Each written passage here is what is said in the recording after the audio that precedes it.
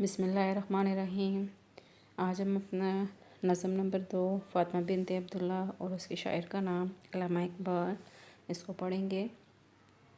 سب سے پہلے علامہ اقبال کا تعارف۔ علامہ اقبال 9 نومبر 1877 میں پیدا ہوئے اور 21 اپریل 1937 میں ان کی وفات ہوئی۔ علامہ اقبال سیالکوٹ میں پیدا ہوئے۔ ابتدائی تعلیم وہیں سے حاصل کی۔ مشن کالج سے انٹر کیا، گورنمنٹ کالج سے BA اور MA کیا اور اس کے بعد انگلستان چلے گئے۔ یونیورسٹی لاہور میں کچھ عرصہ ملازمت کرنے کے بعد انگلستان چلے گئے۔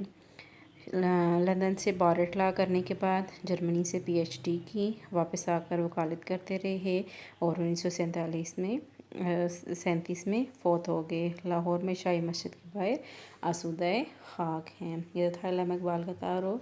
اب ان کا ہم انداز بیان دیکھتے ہیں۔ علامہ اقبال ہمارے قومی اور ملی رہنما ہیں۔ انہوں نے اردو اور فارسی میں بہت ساری نظمیں لکھی ہیں۔ وہ ایک مفکر بھی تھے اور فلسفی کی حیثیت سے بھی مشہور تھے۔ وہ 20ویں صدی میں اسلامی نشاط ثانیہ کے ایک بڑے علم بردار تھے۔ انہوں نے اپنے فکر و فن سے مشرق و مغرب کے ادیبوں، شاعروں اور عام لوگوں کو بہت متاثر کیا۔ ان کی نظم و نثر کے تراجم 30 زبانوں میں شائع ہو چکے ہیں۔ اردو اور فارسی کلام کے علاوہ ان کا نثری سرمایہ بھی شائع ہو چکا ہے۔ علامہ اقبال کی اہم تصانیف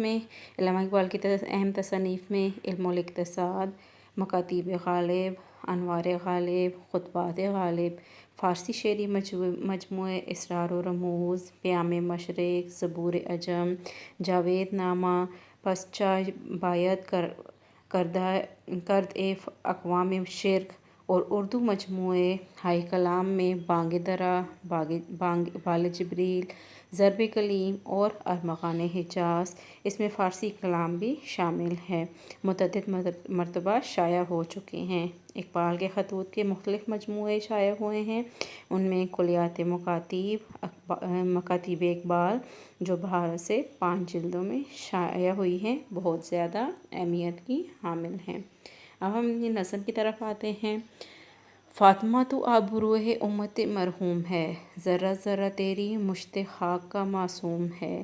یہ شہادت حور صحرائی تیری قسمت میں تھی، غازیان دی کی سقائی تیری قسمت میں تھی۔ یہ جہاد اللہ کے راستے میں بے تیغ و سپر ہے، جسارت آفریں شوق شہادت کس کی۔ یہ کلی بھی اس گلستان خزاں منظر میں تھی، یہ کلی بھی اس گلستان خزاں منظر میں تھی، ایسی چنگاری بھی یارب اپنے خاکستر میں تھی۔ اپنے صحرا میں بہت آہو ابھی پوشیدہ ہیں، بجلیاں برسے ہوئے بادل بھی ابھی خوابیدہ ہیں۔ فاطمہ کو شبنم افشاں آنکھ تیری غم میں ہے، نغمہ عشرت بھی اپنے نالۂ ماتم میں ہے۔ رقص تیری خاک کا کتنا نشاط انگیز ہے، ذرہ ذرہ زندگی کے سوز سے لبریز ہے کوئی ہنگامہ تیری تربت خاموش میں، پل رہی ہے ایک قوم تازہ اس آغوش میں۔ تازہ انجم کا فضائے آسماں میں ہے ظہور، دیدۂ انساں سے محروم ہے جس کی موج نور۔ جن کی تابانی میں انداز کہن بھی نو میں ہے، اور تیرے کوکب تقدیر کا پرتو بھی ہے۔ یہ تو تھی نظم۔ اب ہم اس کے اشعار کی تشریح دیکھتے ہیں، اس کا نظم کا مرکزی خیال دیکھتے ہیں۔ اس نظم کا مرکزی خیال یہ ہے کہ اس نظم کا مرکزی خیال جذبۂ حب الوطنی ہے، یعنی کہ جذبۂ حب الوطنی مطلب اپنے ملک سے محبت ہے۔ علامہ اقبال نے یہ نظم ایک عرب لڑکی کی زندگی کے بارے میں لکھی جو ایک اعلیٰ کردار کی لڑکی تھی۔ لیبیا کے مسلمانوں نے اپنی آزادی کے لیے اٹلی کے خلاف جو جنگ لڑی، یہ لڑکی اس جنگ میں غازیوں کو پانی پلانے کی ڈیوٹی پر مامور تھی۔ اپنے ان فرائض کو سرانجام دہی دیتے ہوئے اس نے شہادت کا رتبہ پایا اور تاریخ کے اوراق میں امر ہو گئی۔ اب ہم اس کا شعر نمبر 1 کی تشریح دیکھتے ہیں۔ شعر نمبر 1: فاطمہ تو آبروئے امت مرحوم ہے، ذرہ ذرہ تیری مشت خاک کا معصوم ہے۔ جس طرح ہم آپ کو پچھلے لیکچر میں تشریح لکھنے کا طریقہ بتایا تھا، اس میں آپ نے پہلے حوالہ متن، نظم کا نام، شاعر کا نام، اس کا مفہوم، اور پھر اس کے بعد آپ نے تشریح لکھنی ہے۔ تو یہاں پر ابھی آپ کو صرف تشریح بتائی جا رہی ہے۔ نظم کا نام آپ کو پتہ ہے فاطمہ بنت عبداللہ، شاعر کا نام علامہ اقبال، اور مفہوم جو ہے وہ آپ نے خود لکھنا ہے، تشریح آپ کو بتائی جا رہی ہیں۔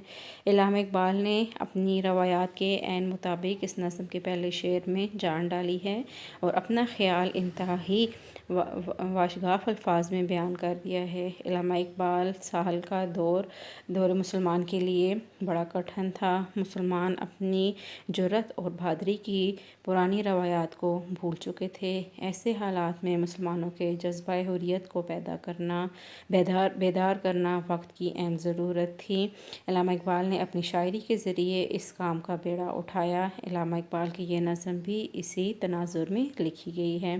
یہ واقعہ طرابلس کی جنگ کے متعلق ہے۔ اس جنگ میں 14 سالہ فاطمہ عرب لڑکی تھی جو طرابلس کی جنگ 1912 میں غازیوں کو پانی پلاتے ہوئے شہید ہوئی۔ اقبال اس بچی سے مخاطب ہوتے ہوئے کہتے ہیں کہ اے فاطمہ، تو امت مسلمہ کے لیے عزت اور آبرو کا باعث ہے۔ تو نے شہادت کا رتبہ حاصل کر کے مسلمانوں کی لاج رکھ لی ہے۔ پوری مسلمان امت کو آپ پر فخر ہے کہ آپ جیسی پاک دامن بچیاں ہماری امت میں موجود ہیں جن کا جذبہ جہاد قابل فخر اور قابل ستائش ہے۔ باقی ہم ان کے دو اشعار کی مصروں کی کار کی تشریح کریں گے، باقی تشریح آپ نے خود کرنی ہے۔ اب ہم اس کے سوالات کے جوابات دیکھتے ہیں۔ سب سے پہلا سوال، برسے ہوئے بادل سے کون مراد ہیں؟ جواب ہے برسے ہوئے بادل سے شاعر کی مراد مسلمان امت ہے۔ علامہ اقبال کے نزدیک مسلمان قوم ایک بادل کی طرح تھی جس کے اندر اتنا جوش و جذبہ تھا کہ اس کے انداز اور وقت کی ہر وقت بھری رہتی تھی۔ آج یہ حالت ہے کہ مسلمان برسے ہوئے بادل کی مانند ہو گئے ہیں، یعنی ان کے اندر پانی جانے والی حقیقت اور پی کر خاموش ہو کر رہ گئی ہے۔ صرف اسی سوئے ہوئے کو یہ کہہ دینا اور